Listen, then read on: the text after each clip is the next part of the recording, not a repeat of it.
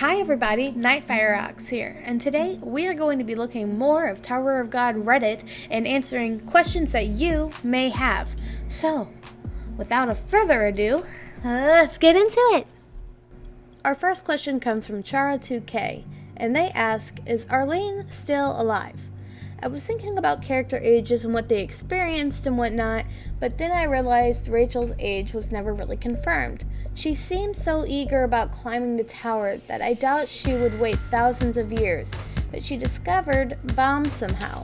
I don't think Baum and Rachel spent that long together, so my guess is, since Rachel knows Arlene and these events aren't long and pretty recent, Arlene is probably still alive waiting for her son to take out Jihad. So, as you have flared, this is very much a webtoon discussion rather than a question, because we still don't know a whole lot about Arlene or what she's about. So, I will give my thoughts and opinions onto what I believe. So, let's break this down a little bit. First, Rachel's age. You were correct that her age is never really confirmed. She is eager about climbing the tower, however, because we don't know when Baum awoke, we don't know exactly how long Rachel waited to go in the tower. She needed Baum to enter the tower. Without him, she couldn't go in. I definitely think she knew about Baum from Arlene because she states that Arlene calls him a monster. Whether that's true or not, we don't know yet. But we do know that she knows Arlene in some way, shape, or form. However, I disagree with you on the fact that Rachel and Baum didn't know each other very long. My guess is that they knew each other for years. When we first see Baum in the flashbacks, he looks a lot younger, whereas Rachel doesn't look like she's aged a whole lot. If we're going off of appearances though, we can assume that Baum was probably around the age of 6 when him and Rachel first met. Going off of 6 years old, and him possibly being around the age of 15 when he entered the tower, we can assume that they have known each other for at least 9 years before entering. It's possible that they knew each other even longer than that, and that Baum just aged more slowly because of the magic that surrounded him.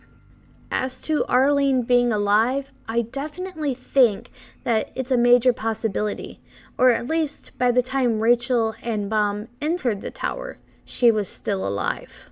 The biggest thing to keep in mind about Arlene though is that she is outside the tower. We don't know how time works outside of the tower. It could move faster, it could move slower. We also don't know the rules. We know that Arlene made a deal with the outside god. But other than that, we can't assume that the outside world works like how it does in real life. We know nothing about that, so it's difficult to say whether she is actually alive or not. Our next submission comes from Nardo Grey Evil X, and they talk about ranking. They ask, hey webtoon readers, I'm at around chapter 130, and I found people kept mentioning E-ranks, but I have no recollection of anyone explaining anything about ranks. Mind telling me what it is? Are E-ranks what they call regulars that pass the 20th floor? This is a topic that comes up quite a bit in the Reddit. I'm not entirely sure whether it just wasn't explained all that well when it was first introduced, or as somebody who has only read 130 chapters, if it's still just a very new concept. So I'll try and explain it the best I can. This is also just a really good reminder for anyone who has read all the way through the Tower of God, but doesn't quite remember how the ranking system works. So you are correct in assuming that E-rank does begin on the 20th floor. In fact, being an E-rank regular comes with special benefits. Before the 20th floor, regulars are not allowed to get any housing, and if they fail a test, they are booted from the tower. Whereas, once they get to the 20th floor, they have rights to housing, and they can retake tests as much as they want. Now, let's get into the ranking system in its entirety. So, what we know so far is that in order to become an E-ranked regular, you have to pass the 20th floor. In order to become a D-ranked regular, you have to pass the 30th floor. In order to become a C-ranked regular, you need to have passed at least the 50th floor. The other ranks are still unknown as we haven't seen any of our current regulars pass C rank. So we'll definitely be keeping more of an eye out for that. It's important to note that the rankings between regulars and the rankings between rankers are different. The rankings between regulars depends on the number of floors that they have passed, whereas the rankings for rankers are determined by seasonal stats on their power. It doesn't always have to be their power though. It could be their level of fame or infamy. A number of things determine their ranks, but power seems to be the number one thing that determines where rankers will fall. This last question comes from Josh, and they have questions about the residents of the tower. They ask, residents can't move in between floors, right? So what happens to the residents, like kids for example, on one of the floating castles with the 10 families, or are they stationed somewhere else? Also, Hedon also only selects so many regulars, so hypothetically, could someone as strong as a C rank regular come into the floor of tests and just mop away the competition? I was wondering because some people are hundreds of years old going into the floor of tests. So again, not a lot is explained about how residency works in the tower. We know that there are 3 parts of the tower: the inner tower, the middle tower, and the outer tower. Using that information, we can come up with kind of a guess of what it's like. So let's talk about that. First, let's talk about your first part of the question, where you ask about the residents, like children for example, and what would happen if they were on a floor. I get where you're kind of going with this. Let's say, for example, Kun Adwan was to go from the 100th floor to the 75th floor for whatever reason. Now, if Kun Agoro Agnes, before entering the tower, wanted to go, he could not. A major example of this would be Beta.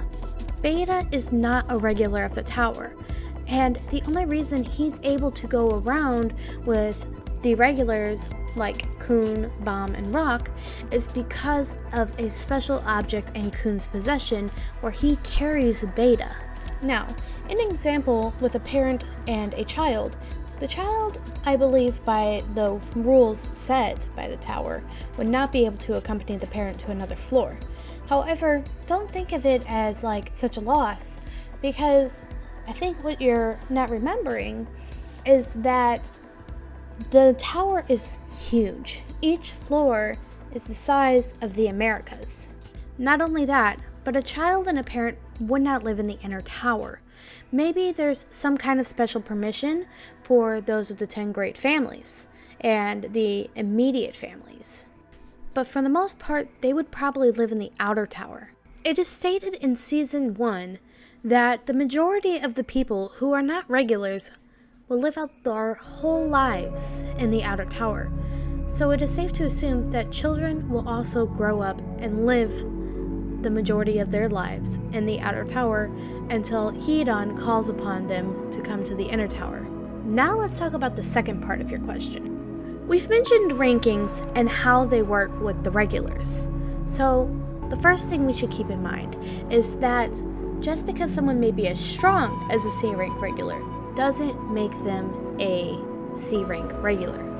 Another thing to keep in mind is that Hedon can choose anyone in the tower as long as he sees them fit.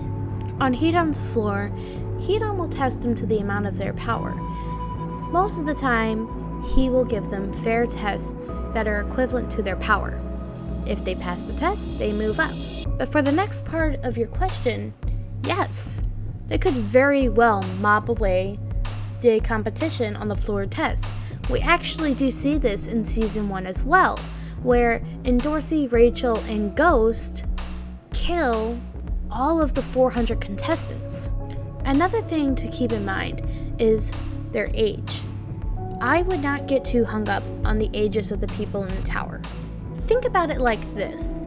When Anak entered the tower as a regular for the first time, she was around the age of 300, I believe. She was still young and fit and strong.